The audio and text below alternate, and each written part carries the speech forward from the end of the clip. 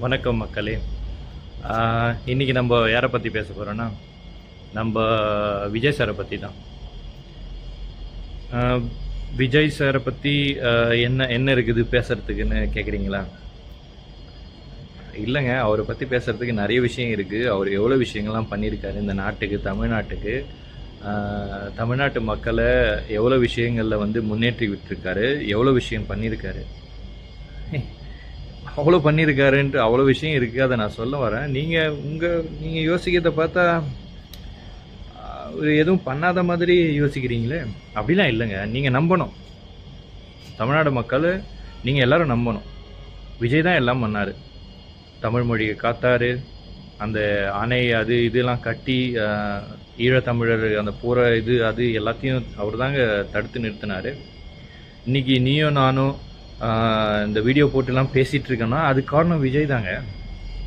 என்னங்க நீங்கள் நம்ப மாட்டீங்களே? நீங்கள் நம்பணுங்க, இதெல்லாம் நம்பணும். இப்படிலாம் நம்பினா தான் நீங்கள் வந்து உண்மையான தமிழன். இதில் நீங்கள் நம்பலைன்னா நீங்களாம் தமிழனே கிடையாது அப்படின்னு சொல்கிறாங்க. நம்மளையும் அப்படியே நம்ப சொல்கிறாங்க. ஆனால் மனசு கேட்க மாட்டேங்குதே, ஏற்றுக்க மாட்டேங்குதே. சரி, அதெல்லாம் விடுங்க. சரி, பாவம் என்ன பண்ணுறது. அது அவர் மேலே அவரை பிடிச்சவங்க அவங்களாம் என்ன சொல்லுவாங்கன்னா, இப்போது உலகத்தில் 2 விதமான மக்கள், இல்லை 2 3 இருக்குது. அதில் நம்ம 2 விதமான மக்களை பற்றி பேசுவோம். ஒன்று வந்து ஸ்லேவரி மைண்டு, இன்னொன்று வந்து நான் யாருக்கும் அடிமை இல்லை, எனக்கு யாரும் அடிமை இல்லை அப்படின்னு யோசிக்கிற ஒரு மைண்ட் இருக்குது. இப்போ இந்த ஹீரோ வர்ஷிப்னு சொல்லிட்டு போகிறவங்க எல்லாரும் பார்த்தீங்கன்னா ஸ்லேவரி மைண்டில் வருவாங்க. இன்னொன்றில் வந்து நான் யாருக்கும் அடிமை இல்லை, எனக்கு யாரும் அடிமை இல்லை அப்படி யோசிக்கிறவங்க என்னென்னா, விஜய் வந்து ஒரு ஆக்டரு, ஆக்ட் பண்ணார், நல்ல ஆக்டரு, நல்லா டான்ஸ் பண்ணார், பாட்டு பாடினார், எல்லாம் பண்ணார்.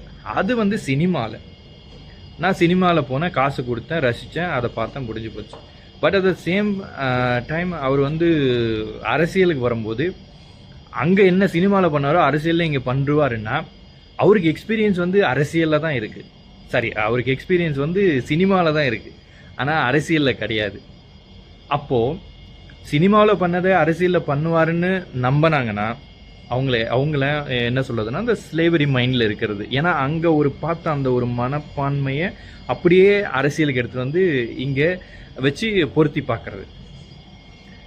அரசியல் வேறு, சினிமா வேறு. இதை ரெண்டுத்தையும் தனித்து பார்க்குறவங்களுக்கு வந்து பார்த்திங்கன்னா, அவங்களோட மைண்ட் செட்டு பார்த்திங்கன்னா, யாருக்கும் அவங்க வந்து அடிமையாக இருக்கணும்னு நினைக்க மாட்டாங்க. யாரையுமே வந்து பார்த்திங்கன்னா இந்த ஹீரோ வர்ஷிப் அவங்க பண்ண மாட்டாங்க.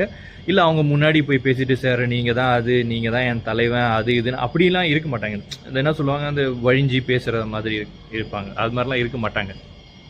அதனால் இந்த 2 விதமான மக்கள் இருக்காங்க. மூணாவது விதமும் சொல்லலாம். பட் ஆனால் அந்த 2 விதம் தான் மெயினாக இருக்கிறது நான் அதை சொல்கிறது நான். ஏன்னா வந்து நம்ம இப்போது விஜய் வந்ததுக்கப்புறம் தான் நிறைய விஷயங்கள்லாம் வந்து வெளியில் வருது. நானும் பார்த்தீங்கன்னா, நான் ஆக்சுவலாக பார்த்தீங்கன்னா விஜய் பிடிக்கும், சினிமாவில் பிடிக்கும், ஆனால் அரசியலில் பிடிக்காது.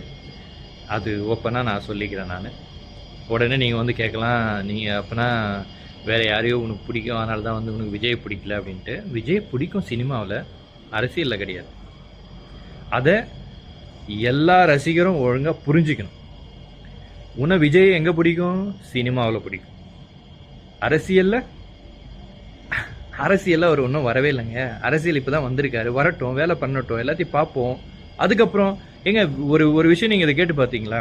எல்லார்கிட்டையும் கேளுங்க, இது ஒரு கொஞ்சம் சிந்திங்க இதை பற்றி. என்னென்னா, விஜயை ஃபஸ்ட்டு படம் நடித்த உடனே இவ்வளோ ஃபேன் வந்து கூட்டிட்டாங்களா? இவ்வளோ ஃபேன் வந்து விஜய்க்கு வந்து ஃபேன் ஆகிட்டாங்களா? இல்லை அவர் வந்து ஒரு 10 20 படம் 30 படம் நடித்ததுக்கப்புறம் இவ்வளோ ஃபேன் ஆனாங்களா? கொஞ்சம் மனசாட்சியோடு யோசிக்கணும்ல. கேளுங்க. ஃபஸ்ட்டு படம் நடிக்கும்போது ஒரு 10 பேர் 15 பேர் ஃபேன் ஆகிருப்பாங்க. 2வது படம், 3வது படம், 10வது படம், 15வது படம் இப்படி நடிக்கும்போது தான் ஃபேன்ஸ் பேஸ் வந்து இன்க்ரீஸ் ஆகிட்டே இருக்கும். பரவாயில்ல, அந்த படத்தில் நல்லா நடித்தேன், இந்த படத்தில் நடிச்சிருக்கேன் அப்படின்னு இப்படி ஒரு வேரியேஷனாக வந்திருக்கும். நம்மளுக்கு ரசிகர் இன்க்ரீஸ் ஆகிருப்பாங்க.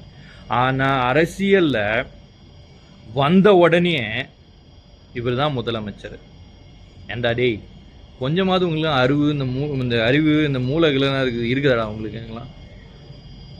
நீ அந்த ஃபர்ஸ்ட் படத்தை பார்த்துட்டு விஜய்க்கு வந்து ஃபேன் ஆகிங்களா? இவ்வளோ பேர் கூட்டமாக கூட்டிருக்கீங்களா? ஃபர்ஸ்ட் படத்தை பார்த்துட்டு ஃபேன் ஆனீங்களா? இல்லை 50வது படம், 40வது படம், 30வது படம், 20வது படத்தில் ஃபேன் ஆனீங்களா? அந்த படத்தெல்லாம் லைனாக பார்த்துட்டு அதுக்கப்புறம் தானே ஃபேன் ஆனீங்க. அது மாதிரி அரசியலும் அந்தாலும் வரட்டும், ஒரு 5 வருஷம் 6 வருஷம் அரசியல் செயல்பாடு ஆகட்டும். அதுக்கப்புறம் பிடிக்கிறதா பிடிக்காத அதுக்கப்புறம் தீர்மானிக்கலாம். ஏன்டா அரசியலில் பிடிச்சவனே அங்கே சரி, அந்த சினிமாவில் பிடிச்சவனா அவனை தூக்கிட்டு வந்து நேராக அரசியலில் உட்கார வச்சு அவனை முதலமைச்சர் ஆக்குன்னா உங்களோட முட்டாள் யாருமே இல்லையாடா? ஏன்டா அப்போ தானே உங்களை தற்கூரின்னு சொன்னால் உங்களுக்கு ஒரு கோபம் வருதுல்ல? அப்போ நீங்கள் அதுக்கேற்ற மாதிரி தான் நடந்துக்கிறீங்க. அப்போ உங்களை அது மாதிரி சொல்லி தானே ஆகணும். ஒருத்தன் முட்டாளுன்னு சொன்னால் அவங்ககிட்ட போய் முட்டாளுக்கிட்ட போய் முட்டாள்னு சொன்னால் ஒத்துக்க மாட்டான். அந்த நிலைமையில தானே இருக்கிறீங்க. கொஞ்சமாவது யோசிங்கடா, கொஞ்சமாவது யோசிங்க. உங்களெலாம் என்ன சொல்லி ஒன்றும் பிரயோஜனம் இல்லை.